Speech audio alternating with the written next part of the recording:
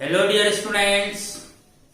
तो चलिए आज हम लोग एक इम्पॉर्टेंट टॉपिक को समझते हैं और उस टॉपिक का नाम है बच्चों सॉल्युबिलिटी। सॉल्वेंट में कितना डिजॉल्व होगा, कौन ज्यादा डिजॉल्व होगा, कौन कम डिजॉल्व होगा, यानी सॉल्यूट में जो घुलने की प्रवृत्ति होती है सॉल्वेंट में, वही कहलाता है बच्चों सॉल्युबिलिटी। आइए इसको हम लोग कॉन्सेप्ट के साथ स्टडी करते हैं। सॉल्युबिलिटी क्या है? Maximum amount of substance that can be dissolved in a specified amount of solvent at a specified temperature। हम लोग क्या करेंगे, एक बीकर में सॉल्वेंट ले लेंगे। स्पेसिफाइड अमाउंट का अर्थ हुआ बच्चों कोई एक फिक्स्ड अमाउंट ले लेंगे हम लोग सॉल्वेंट का। जैसे इस बीकर में हमने सॉल्वेंट के रूप में क्या यूज करा? वाटर। और वाटर का एक फिक्स्ड अमाउंट ले लिए, सपोज करो कितना? 100 ग्राम। तो इस बीकर में वाटर है बच्चों। वाटर काम करेगा किसका? सॉल्वेंट का। और हमने वाटर के अमाउंट अर्थात मात्रा ली कितनी बच्चों? 100 ग्राम। क्लियर? तो हमने सॉल्वेंट का स्पेसिफाइड अमाउंट यूज किया कितना? 100 ग्राम। क्लियर? और यहां हमने नॉर्मल यानी एक तरह से रूम टेम्परेचर यूज किया। सपोज कितना? T temperature equal to 25 degree Celsius. Solvent का स्पेसिफाइड अमाउंट 100 ग्राम और स्पेसिफाइड टेम्परेचर हमने यूज करा कितना? 25 डिग्री सेल्सियस। यहां हमने फिक्स टेम्परेचर यूज किया 25 डिग्री सेल्सियस और सॉल्वेंट का फिक्स्ड अमाउंट यूज किया कितना? 100 ग्राम। अब हम लोग इसमें क्या डिसॉल्व करेंगे? सॉल्यूट।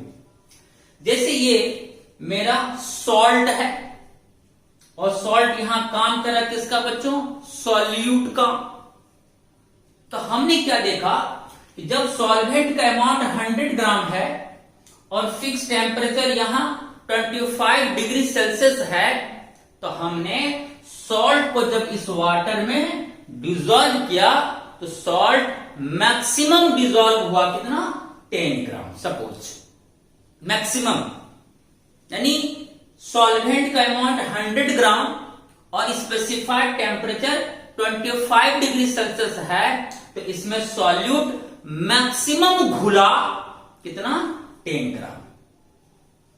तो स्पेसिफाइड अमाउंट ऑफ सॉल्वेंट और स्पेसिफाइड टेम्परेचर पर मैक्सिमम जितना अमाउंट सॉल्यूट का घुलता है, डिसॉल्व होता है, वही अमाउंट कहलाता है बच्चों सॉल्युबिलिटी।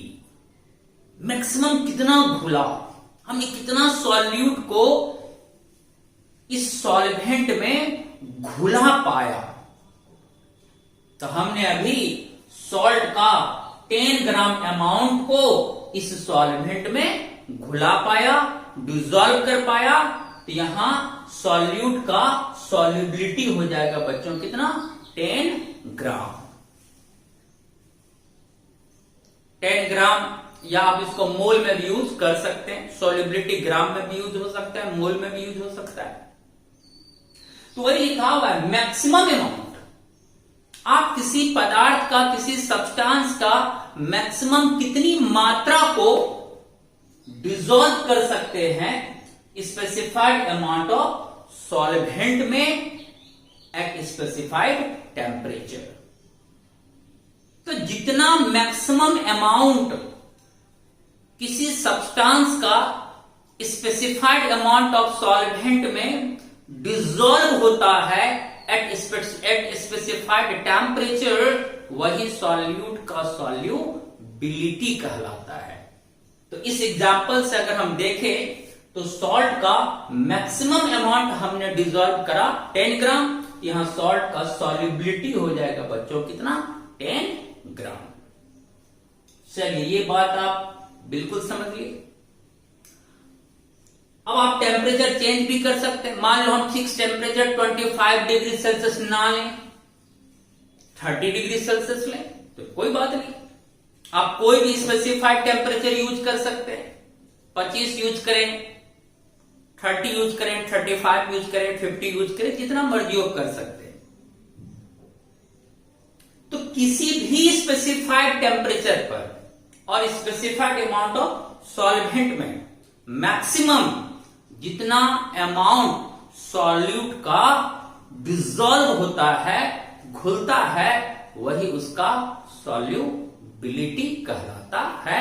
जो मैंने आपको एक एग्जांपल से बताने की कोशिश करी कि जैसे यहां सॉल्वेंट का स्पेसिफाइड अमाउंट हमने 100 ग्राम यूज कर ली और स्पेसिफाइड टेम्परेचर हमने 25 डिग्री सेल्सियस यूज करा, तो इस कंडीशन में सॉल्यूट जो कि यहां मेरा सॉल्ट है, इसका मैक्सिमम अमाउंट इस सॉल्वेंट में डिसॉल्व हुआ कितना, 10 ग्राम, मैक्सिमम 10 ग्राम, उससे ज्यादा इस टेम्परेचर पर नहीं घुल सकता है। तो मैक्सिमम 10 ग्राम घुला, यहां सॉल्ट का सॉल्युबिलिटी हो जाएगा बच्चों 10 ग्राम।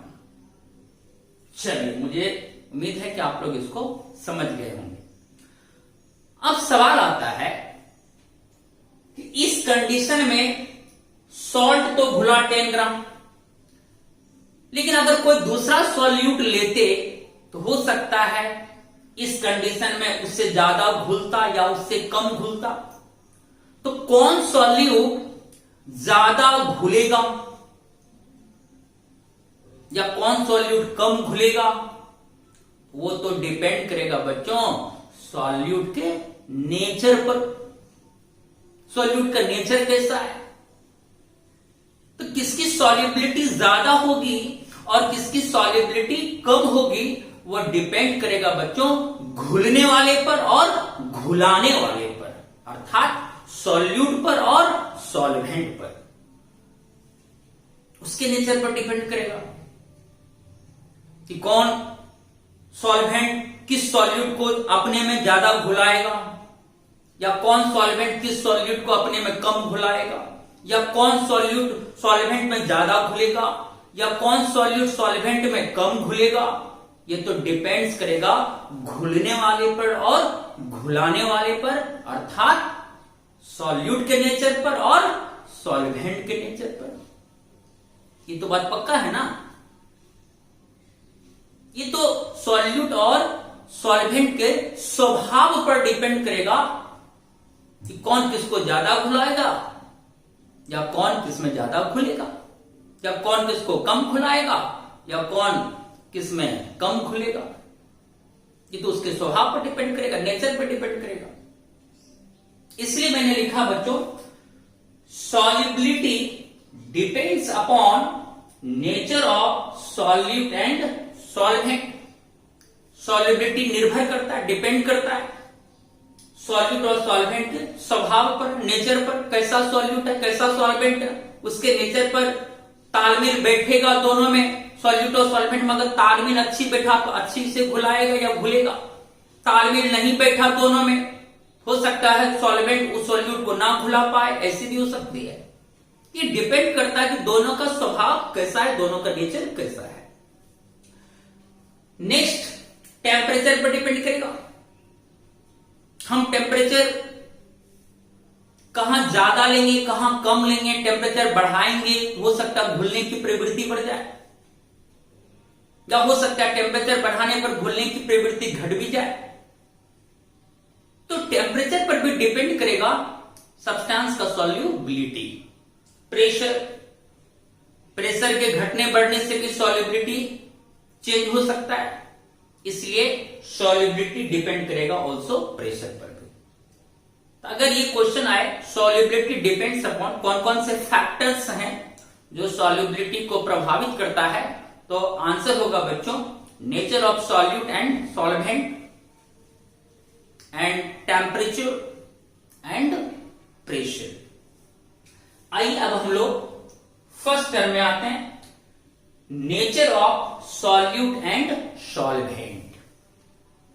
कौन सॉल्यूट किस सॉल्वेंट में घुलेगा, या कौन सॉल्वेंट किस सॉल्यूट को अपने में घुलाएगा, इसके लिए एक लाइन माइंड में रखना है बच्चों, लाइक डिजॉल्व लाइक। एक बार बोलो, like dissolve like, like dissolve like. जिसका जैसा स्वभाव होगा वह उसी स्वभाव वाले में घुलेगा। पॉजिटिव सोच वाला व्यक्ति पॉजिटिव सोच वाले से दोस्ती करता है, तो पॉजिटिव सोच वाला व्यक्ति पॉजिटिव सोच वाले व्यक्ति में घुलेगा। निगेटिव सोच वाला व्यक्ति निगेटिव सोच वाले व्यक्ति में घुलेगा। लेकिन पॉजिटिव सोच वाला व्यक्ति निगेटिव सोच वाले व्यक्ति से दोस्ती नहीं करेगा, अर्थात उसमें नहीं घुलेगा। या निगेटिव सोच वाला व्यक्ति पॉजिटिव सोच वाले व्यक्ति में नहीं घुलेगा, क्योंकि दोनों का स्वभाव विपरीत है। तो सेम स्वभाव वाला सेम स्वभाव में घुलता है। लाइक डिजॉल्व लाइक, सेम स्वभाव सॉल्यूट का होगा तो सेम स्वभाव वाले सॉल्वेंट में घुलेगा। अर्थात लाइक डिजॉल्व इन लाइक का मतलब हुआ बच्चों, जैसा नेचर सॉल्यूट का होगा वह वैसा ही नेचर वाले सॉल्वेंट में घुलेगा। अगर सॉल्यूट का नेचर पोलर है, पोलर ध्रुवीय सॉल्यूट है, अगर सॉल्यूट का नेचर पोलर है तो वह सॉल्यूट पोलर नेचर वाला सॉल्वेंट में ही घुलेगा। सॉल्यूट का नेचर पोलर, सॉल्वेंट का भी नेचर पोलर, तो यहां पोलर सॉल्यूट घुल जाएगा पोलर सॉल्वेंट में। लेकिन अगर सॉल्यूट का नेचर पोलर हो और सॉल्वेंट का नेचर नॉन पोलर हो, तब यहां सॉल्यूट सॉल्वेंट में डिजॉल्व नहीं होगा, क्योंकि सॉल्यूट यहां पोलर है और सॉल्वेंट यहां नॉन पोलर है, स्वभाव विपरीत है। तो polar solute non polar solvent में डिजॉल्व नहीं होगा। पोलर सॉल्यूट डिजॉल्व होगा पोलर सॉल्वेंट में, यानी सॉल्यूट भी पोलर सॉल्वेंट भी पोलर, तब वो दोनों घुलेगा। Like dissolve like. हाँ, अगर सॉल्यूट नॉन पोलर हो और सॉल्वेंट भी नॉन पोलर हो, तब non polar solute non polar solvent में घुलेगा, क्योंकि यहां सॉल्यूट का भी नेचर नॉन पोलर, सॉल्वेंट का भी नेचर नॉन पोलर। तो लाइक डिजॉल्व लाइक, तो नॉन पोलर सॉल्यूट डिजॉल्व हो जाएगा किसमें बच्चों, नॉन पोलर सॉल्वेंट में। तो लाइक डिजॉल्व लाइक, जैसा सॉल्यूट वैसा ही अगर सॉल्वेंट होगा तब वह सॉल्यूट उस सॉल्वेंट में घुल जाएगा। Like dissolve like. Like dissolve like का अर्थ हुआ बच्चों, polar solute dissolve in polar solvent. Solute polar, solvent भी पोलर, तो polar dissolve in polar. And non polar solute dissolve in non polar solvent. और अगर सॉल्यूट नॉन पोलर है और solvent भी नॉन पोलर है, तो दोनों का स्वभाव मैच किया। ये गाना भी हम मैचिंग किया रे, दोनों का स्वभाव मैच कर गया, इसलिए घुल जाएगा। तो non polar solute dissolve in non polar solvent. Like dissolve like. चलिए, क्लियर हो गया। मैंने एग्जाम्पल से बताने की कोशिश करी है। देखो, for example, sodium chloride, potassium chloride, magnesium chloride, sugar, glucose, urea, etcetera etcetera, ये सभी बच्चों क्या है, पोलर सॉल्यूट है। ये सभी क्या है, पोलर सॉल्यूट है। ये सभी पोलर सब्सटेंसेस है। अब मैंने यहां दो सॉल्वेंट यूज करा। सॉल्वेंट के रूप में देखो वाटर, वाटर क्या होता है बच्चों? पोलर सॉल्वेंट होती है। और दूसरा सॉल्वेंट मैंने क्या यूज करा? बेंजीन, जो कि ऑर्गेनिक सॉल्वेंट है बेंजीन। और बेंजीन कैसा सॉल्वेंट होता है बच्चों? Non polar solvent. तो मैंने दो तरह का सॉल्वेंट यूज किया, एक पोलर सॉल्वेंट वाटर के रूप में और दूसरा नॉन पोलर सॉल्वेंट बेंजीन के रूप में। और सॉल्यूट हमने यूज करा कैसा? Polar solute. और मैंने क्या करा? इन पोलर सॉल्यूट को हमने पहले वाटर में डिसॉल्व किया। हमने क्या देखा?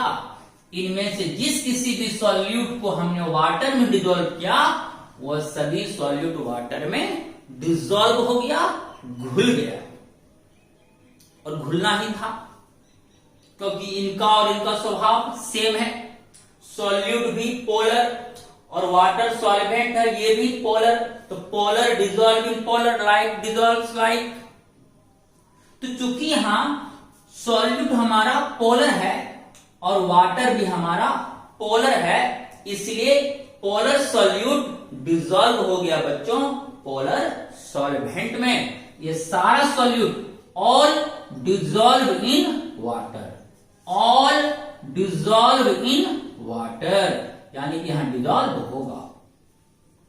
लेकिन जब इसी सॉल्यूट को हमने किस में डिसॉल्व किया? बेंजीन में। तो हमने देखा यह सॉल्यूट बेंजीन में घुल नहीं पाया या घुल नहीं सका। अब ये सॉल्यूट बेंजीन में क्यों नहीं घुला? क्योंकि सॉल्यूट तो हमारा पोलर है और बेंजीन हमारा नॉन पोलर है, यहां स्वभाव मैच नहीं हुआ, इसलिए यह सॉल्यूट इसमें डिसॉल्व नहीं हुआ। क्योंकि यहां लाइक डिसॉल्व लाइक का केस शो नहीं हो रहा है। तो चूंकि यहां सॉल्यूट पोलर है और सॉल्वेंट यहां नॉन पोलर है, इसलिए पोलर सॉल्यूट इस नॉन पोलर सॉल्वेंट में डिसॉल्व नहीं हो सका। तो लिखेंगे polar solute do not dissolve in benzene, अर्थात नॉन पोलर सॉल्वेंट। इसलिए मैंने यहां क्रॉस का साइन दे दिया। क्रॉस का मतलब यह सॉल्यूट इस बेंजीन नामक सॉल्वेंट में डिसॉल्व नहीं होगा। बोलो क्लियर है? तो पोलर डिसॉल्व हुआ पोलर में, लेकिन पोलर नॉन पोलर में डिसॉल्व नहीं हुआ। क्लियर? अब अनदर एग्जांपल आते बच्चों, जैसे नेप्थलीन आपने 11th में पढ़ा था शुरुआत में। ऑर्गेनिक कंपाउंड होती है naphthalene, anthracene, carbon tetrachloride, camphor कपूर और भी एग्जांपल्स हो सकते हैं। ये सब कैसा सॉल्यूट है बच्चों? नॉन पोलर सॉल्यूट है। ये सब नॉन पोलर सॉल्यूट है। और फिर हमने सॉल्वेंट ग्रुप में दो सॉल्वेंट यूज कर, दो नेचर वाला, एक पोलर सॉल्वेंट वाटर और दूसरा नॉन पोलर सॉल्वेंट बेंजीन। जब आपने इस सॉल्यूट को अर्थात नॉन पोलर सॉल्यूट को किसमें डिसॉल्व किया? वाटर में। तो नॉन पोलर सॉल्यूट वाटर में डिसॉल्व नहीं हुआ, क्योंकि यहां स्वभाव मैच नहीं हो रहा। यहां सॉल्यूट आपका नॉन पोलर है और सॉल्वेंट आपका पोलर है। तो नॉन पोलर सॉल्यूट क्या पोलर सॉल्वेंट में डिसॉल्व होगा? हां या ना? ना।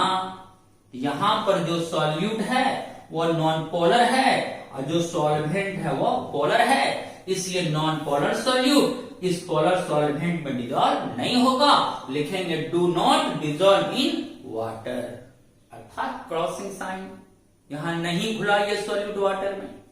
लेकिन जब इसी सॉल्यूट को हमने डिसॉल्व करा किसमें बच्चों? बेंजीन में। अब तो यहां सॉल्यूट भी नॉन पोलर और सॉल्वेंट भी नॉन पोलर, स्वभाव मैच कर गया, नॉन पोलर। तो ये सभी नॉन पोलर सॉल्यूट घुल जाएगा किसमें बच्चों? नॉन पोलर सॉल्वेंट अर्थात बेंजीन में। तो these solutes dissolve in benzene, ये हमारा करेक्ट हो जाएगा।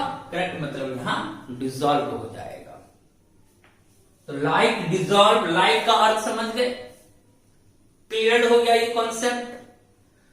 तो polar dissolve in polar non-polar dissolve in non-polar. Polar does not dissolve in non-polar या non-polar do not dissolve in polar. Polar clear हो गया, पूरे अच्छे से कॉन्सेप्ट में मैंने बताया. तो लाइक डिजॉल्व लाइक ये माइंड में रखना है. सेम स्वभाव वाला आपस में घुलेगा, विपरीत स्वभाव वाला आपस में नहीं घुलेगा. सिंपल कॉन्सेप्ट है. और सॉल्युबिलिटी आप अच्छे से समझ गए. फिक्स्ड अमाउंट ऑफ सॉल्वेंट लेंगे, वहां कोई फिक्स टेम्परेचर लेंगे, तो फिक्स अमाउंट ऑफ सॉल्वेंट और फिक्स टेम्परेचर पर किसी पदार्थ का मैक्सिमम जितना अमाउंट घुलता है वही उस सब्सटेंस का सॉल्युबिलिटी कहलाता है, जो कि तीन बातों पर डिपेंड करता है. Nature of solute and solvent पर, टेम्परेचर पर और प्रेशर पर. तो अभी मैंने आपको बताया nature of solute and solvent का. अनदर दो टर्म्स हमें और बताना है, टेम्परेचर एंड प्रेशर. चलिए इसका स्क्रीनशॉट ले लीजिए.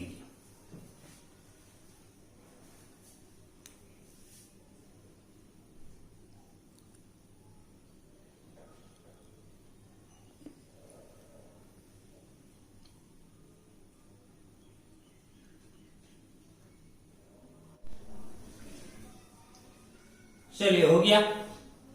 अब हम लोग आते हैं नेक्स्ट टर्म्स में. Effect on solubility of solid in liquid solution. अर्थात सॉलिड डिसॉल्व है लिक्विड में. यहां सॉल्यूट हमने यूज किया है सॉलिड और सॉल्वेंट यूज किया है लिक्विड. तो सॉलिड इन लिक्विड का अर्थ हुआ बच्चों सॉलिड यहां डिसॉल्व होगा लिक्विड में, अर्थात सॉलिड लिक्विड सॉल्यूशन की हम लोग बात कर रहे हैं. यहां एक टर्म समझना होगा, डिसोल्यूशन. What is dissolution? देखो डिसोल्यूशन क्या होता है. सॉल्यूट प्लस सॉल्वेंट से क्या फॉर्म होती है बच्चों? सॉल्यूशन. क्लियर. अब आपने क्या करा, यहां जो सॉल्यूट है वो कैसा है? सॉलिड. सॉलिड सॉल्यूट है और सॉल्वेंट हमारा होगा लिक्विड. अब आप इस सॉलिड सॉल्यूट को सॉल्वेंट में धीरे धीरे धीरे धीरे डाल रहे हो. थोड़ा सा डाले, फिर थोड़ा सा डाले, फिर थोड़ा सा डाले. तो जैसे जैसे आप सॉलिड सॉल्यूट को इस लिक्विड सॉल्वेंट में डिसॉल्व करते जाएंगे तो सॉलिड सॉल्यूट का कुछ मात्रा इस सॉल्वेंट में क्या होगा बच्चों? घुलता जाएगा. और जैसे जैसे सॉलिड सॉल्यूट इस सॉल्वेंट में घुलता जाएगा वैसे वैसे सॉल्यूशन में सॉल्यूट का कॉन्सेंट्रेशन क्या होगा? बढ़ता जाएगा. तो जैसे जैसे सॉल्यूट का कुछ मात्रा सॉल्यूट में डिसॉल्व होता जाता है वैसे वैसे सॉल्यूशन में सॉल्यूट का कॉन्सेंट्रेशन, सॉल्यूट की मात्रा क्या होगी बच्चों? बढ़ती जाएगी. तो सॉल्यूशन में सॉल्यूट की जो कॉन्सेंट्रेशन अर्थात मात्रा बढ़ती जाती है वही टर्म कहलाता है डिसोल्यूशन. तो डिसोल्यूशन का अर्थ हुआ कि सॉल्यूट जब सॉल्वेंट में घुलता है तो उससे जो सॉल्यूशन फॉर्म होती है उस सॉल्यूशन में सॉल्यूट का कॉन्सेंट्रेशन क्या होता है? बोलो बोलो. बढ़ता है. तो सॉल्यूशन में सॉल्यूट की कॉन्सेंट्रेशन जब बढ़ती है तो वही प्रोसेस का नाम होता है बच्चों डिसोल्यूशन. मैंने यहां भी लिखा दिया, जब सॉल्यूट की कुछ मात्रा सॉल्वेंट में घुलने लगी तो सॉल्यूशन में कॉन्सेंट्रेशन ऑफ सॉल्यूट इंक्रीजेस. तो सॉल्यूशन में सॉल्यूट का कॉन्सेंट्रेशन क्या होगा? बढ़ने लगा. तो वही कहलाता है बच्चों dissolution. when a solid solute is added to the solvent. तो when a solid solute is added to the solvent, some solute dissolves. तो सॉल्यूट का कुछ मात्रा उस सॉल्वेंट में घुल जाता है and it's concentration increases in solution. और घुलने से क्या हुआ, सॉल्यूशन में सॉल्यूट का कॉन्सेंट्रेशन बढ़ गया। वही प्रोसेस कहा जाता है बच्चों डिसोल्यूशन। डिसोल्यूशन हो रहा है का मतलब सॉल्यूट सॉल्वेंट में घुल रहा है, अर्थात सॉल्यूशन में सॉल्यूट की मात्रा बढ़ रही है। डिसोल्यूशन ज्यादा हो रहा है मीन्स सॉल्वेंट में सॉल्यूट ज्यादा घुल रहा है, ज्यादा सोल्यूबल हो रहा है सॉल्यूट। तो डिसोल्यूशन हो रहा है कि मतलब समझ जाना आज के बाद, तो डिसोल्यूशन का अर्थ हुआ सॉल्वेंट में सॉल्यूट का घुलना। और जब सॉल्यूट सॉल्वेंट में घुलता है, डिसॉल्व होता है, तो सॉल्यूशन में सॉल्यूट की मात्रा बढ़ने लगती है। वही प्रोसेस कहलाता है बच्चों डिसोल्यूशन। चलिए समझ गए, हमने नेचर ऑफ सॉल्यूट और सॉल्वेंट के बारे में बता दिए थे, लाइक डिसॉल्व्स लाइक। अब हम लोग अनदर फैक्टर पाते हैं बच्चों temperature. Temperature second factor, first था nature of solute and solvent. Temperature का case first, if dissolution process is endothermic. If dissolution process endothermic, अगर सॉल्यूट सॉल्वेंट में घुलकर सॉल्यूशन का निर्माण कर रहा है और यह रिएक्शन मान लो कैसा बच्चों इंडोथर्मिक रिएक्शन है। याद करो इंडोथर्मिक, आओ इंडो आओ, इसमें एनर्जी गेन होता है। एनर्जी गेन होकर यहां सॉल्यूट और सॉल्वेंट सॉल्यूशन का निर्माण करेगा। जितना अधिक एनर्जी को गेन करेगा, जितना ज्यादा टेम्परेचर को गेन करेगा, उतना ज्यादा सॉल्यूट सॉल्वेंट में घुलेगा, घुलकर सॉल्यूशन का निर्माण करेगा। और ज्यादा सॉल्यूट घुला इसका मतलब उसका सॉल्युबिलिटी क्या होगा, ज्यादा होगा। तो जितनी अधिक मात्रा में सॉल्यूट सॉल्वेंट में डिसॉल्व होगा तो वहां सॉल्यूट की सॉल्युबिलिटी उतनी अधिक होगी। और अगर प्रोसेस कैसा इंडोथर्मिक, इंडोथर्मिक में इंथैल्पी चेंज डेल एक्स का मान पॉजिटिव होता है। वैसे मैंने इंडिकेट कर दिया डेल एक्स अगर कहीं भी पॉजिटिव हो तो रिएक्शन होता है बच्चों इंडोथर्मिक। अब यह इंडोथर्मिक में क्या है कि यहां सॉल्यूट कहता है कि हमको जितना टेम्परेचर प्राप्त होगा, हमें जितना टेम्परेचर मिलेगा, हम उतना अधिक घुलेंगे। किसमें, सॉल्वेंट में। हमको टेम्परेचर दो तो हम उतना अधिक घुलेंगे, टेम्परेचर बढ़ाते जाओ तो हम ज्यादा से ज्यादा सॉल्वेंट में घुलते जाएंगे। तो इंडोथर्मिक में क्या हो रहा है, ये टेम्परेचर मांग रहा है घुलने के लिए। हमको टेम्परेचर दो, जितना ज्यादा टेम्परेचर हमें प्राप्त होता जाएगा हम उतना ज्यादा सॉल्वेंट में घुलते जाएंगे, हमारी सॉल्युबिलिटी उतनी ही क्या होगी बच्चों, ज्यादा होगी। इसका मतलब अगर ये घुलने की प्रक्रिया, डिसोल्यूशन की प्रक्रिया इंडोथर्मिक होगा तो क्या होगा, इंडोथर्मिक के केस में अगर आप टेम्परेचर को क्या करेंगे बच्चों, बढ़ाएंगे। तो टेम्परेचर बढ़ाएंगे तो सॉल्यूट उतनी अधिक मात्रा में सॉल्वेंट में घुलेगा, तो सॉल्यूट का सॉल्युबिलिटी क्या होगा बच्चों, बढ़ेगा। इसका मतलब अगर आप इंडोथर्मिक में टेम्परेचर को क्या करेंगे, देखो ये लोग टेम्परेचर को बढ़ाएंगे तो सॉल्युबिलिटी भी बढ़ेगा। कितना अच्छा कॉन्सेप्ट है। इंडोथर्मिक प्रोसेस में सॉल्यूट और सॉल्वेंट यहां इन्वॉल्व्ड है। और इंडोथर्मिक में कैसे सॉल्यूशन बनेगा, जब वो एनर्जी को गेन करेगा, एनर्जी की मांग है उसको, एनर्जी देते जाओगे तो सॉल्यूट सॉल्वेंट में घुलता जाएगा, ज्यादा से ज्यादा सॉल्यूट सॉल्वेंट में घुलता जाएगा और सॉल्यूशन को फॉर्म करता जाएगा। और जितनी अधिक सॉल्यूट सॉल्वेंट में घुलेगा इसका मतलब यहां सॉल्यूट की सॉल्युबिलिटी उतनी ही क्या होगी बच्चों, ज्यादा होगी। इसका मतलब क्या सीखा आपने कि इंडोथर्मिक प्रोसेस में टेम्परेचर अगर हम बढ़ाते हैं तो सॉल्यूट की सॉल्युबिलिटी क्या होगी, बढ़ेगी। देखो रटना नहीं है, बस कॉन्सेप्ट से समझ जाना है। लेकिन अगर डिसोल्यूशन प्रोसेस, डिसोल्यूशन मतलब सॉल्यूट जो सॉल्वेंट में घुलता है, सॉल्यूट का सॉल्वेंट में घुलने की प्रोसेस को तो डिसोल्यूशन कहते हैं।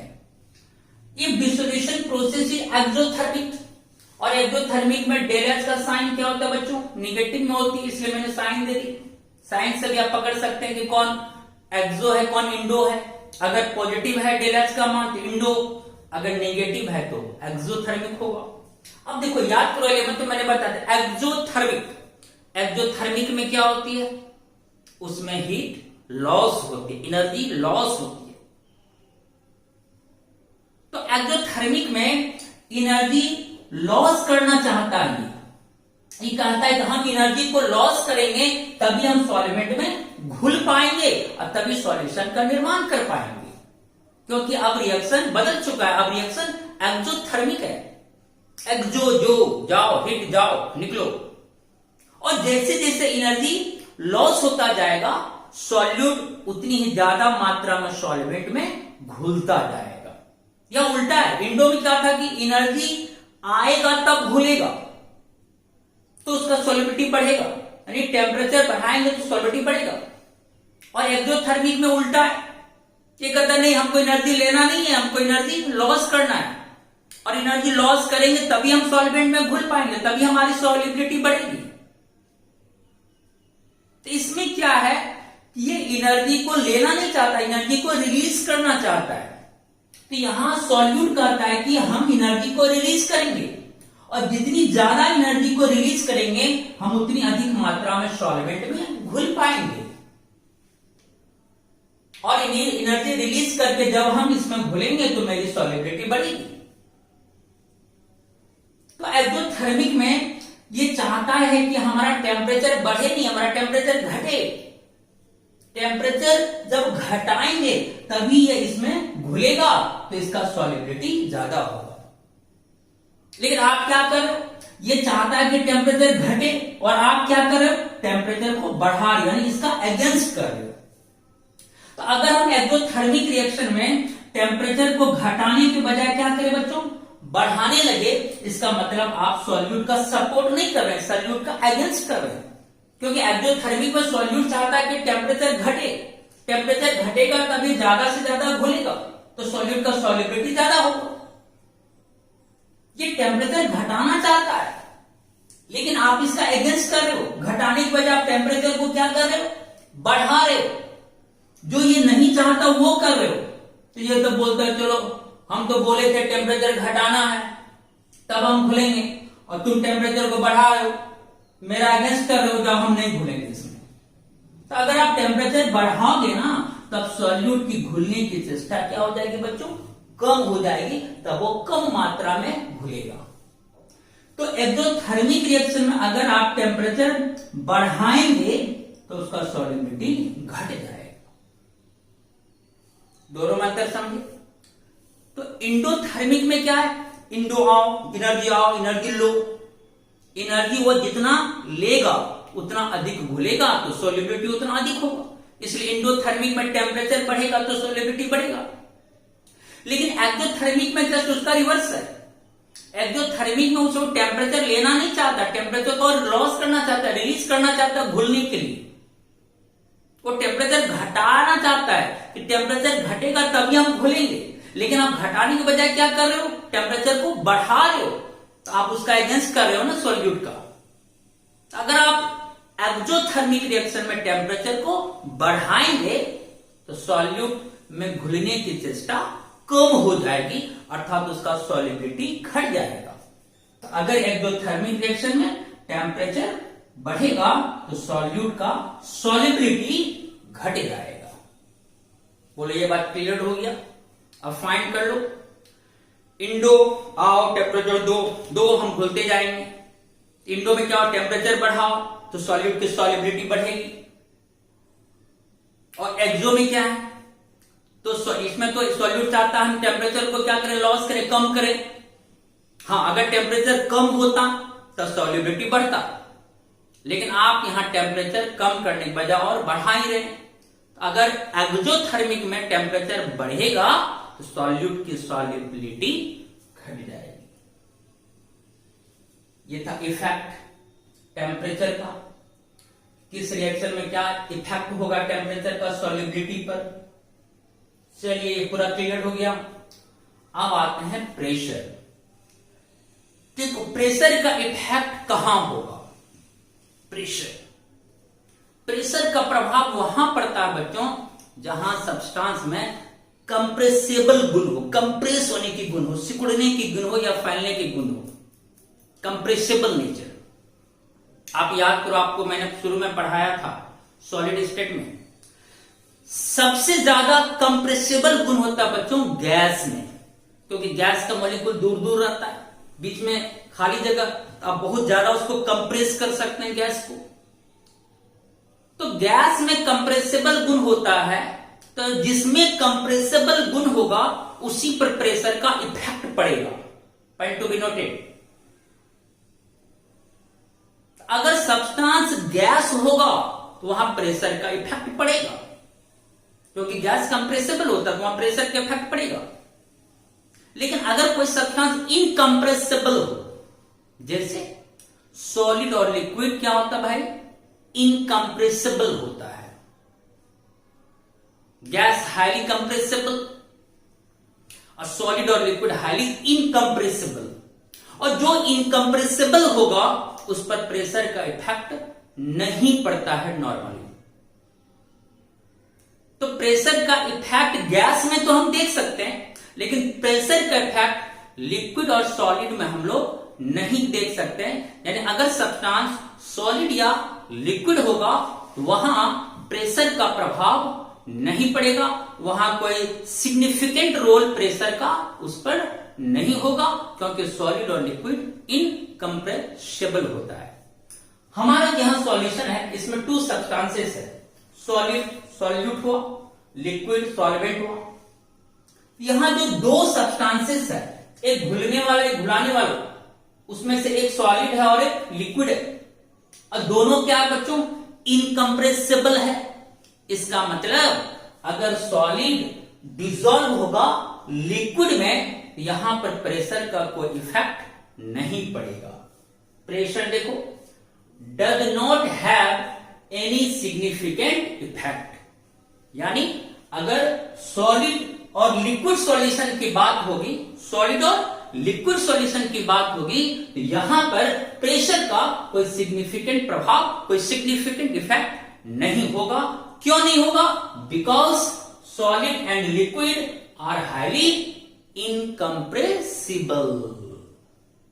हां, अगर ऐसा होता, अगर लिक्विड में हम गैस को डिसॉल्व करते, सॉलिड को के बजाय गैस को डिसॉल्व करते, तब वहां प्रेशर का इफेक्ट सॉल्युबिलिटी पर पड़ता,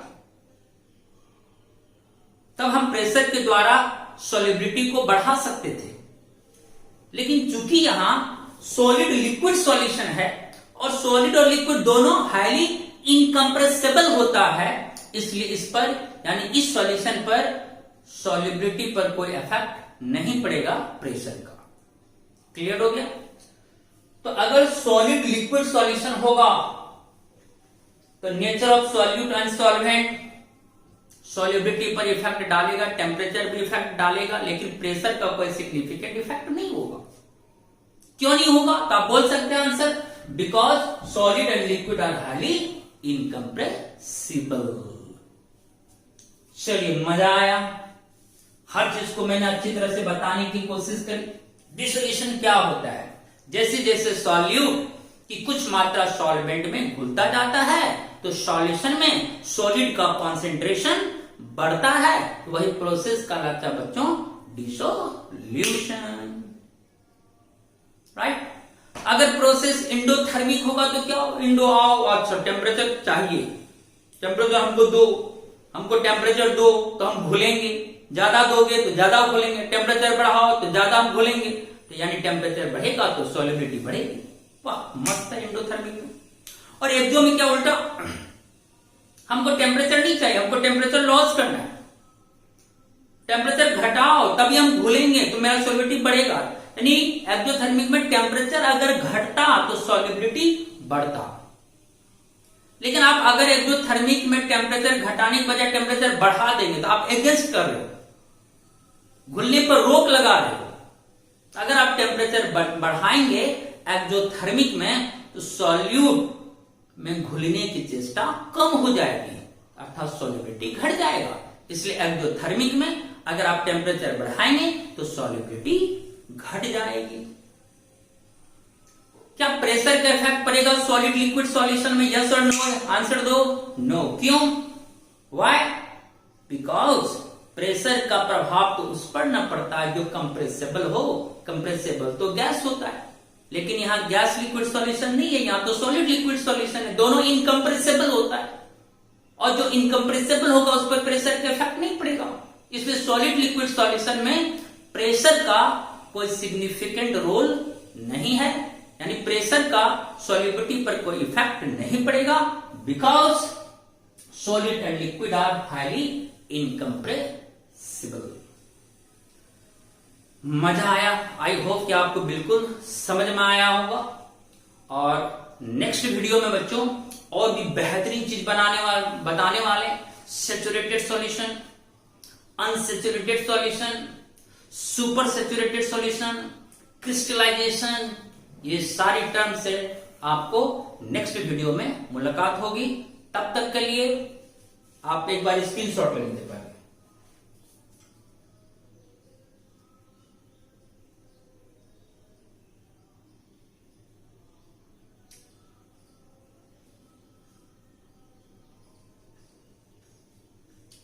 चलिए फिर हम लोग नेक्स्ट वीडियो के साथ मिलते हैं बच्चों। तब तक के लिए टेक केयर।